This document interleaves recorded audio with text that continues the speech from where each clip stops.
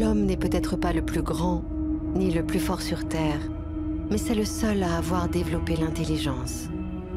Un cerveau exceptionnel qui lui permet d'anticiper, de comprendre, d'inventer.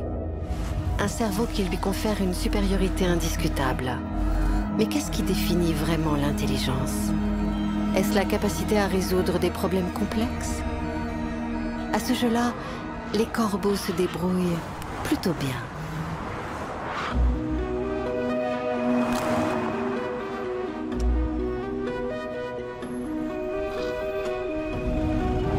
L'utilisation d'outils alors. Il n'y a pas que les singes ou les oiseaux qui en utilisent. Les poulpes, qui en plus de leur cerveau principal, possèdent un cerveau indépendant dans chaque bras, sont capables de prouesses insoupçonnées.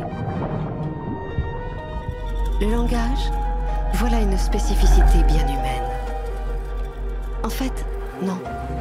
La majorité des animaux communiquent de manière complexe. Les abeilles peuvent expliquer précisément où trouver quel type de fleurs, en dansant. Les grands singes comprennent la langue des signes et peuvent même la transmettre à d'autres. Ils ont aussi des capacités de calcul mental comparables aux jeunes enfants. Même les plantes communiquent entre elles. Les acacias peuvent prévenir chimiquement leurs voisins lorsqu'ils se font manger. Un avertissement leur permettant de sécréter à temps des toxines dans leurs feuilles. Que reste-t-il aux humains qui leur soit propre? La conscience de soi? La mémoire à long terme? L'empathie? Le jeu et l'humour?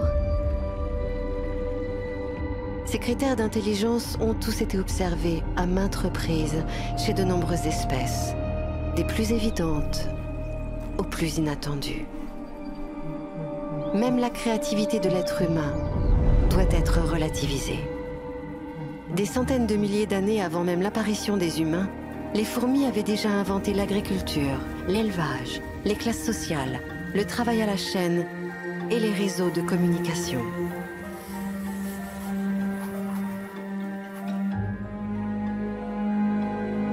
Si l'on y regarde de plus près, nombre des inventions humaines ne sont en fait que de pâles copies du monde vivant qui l'entoure.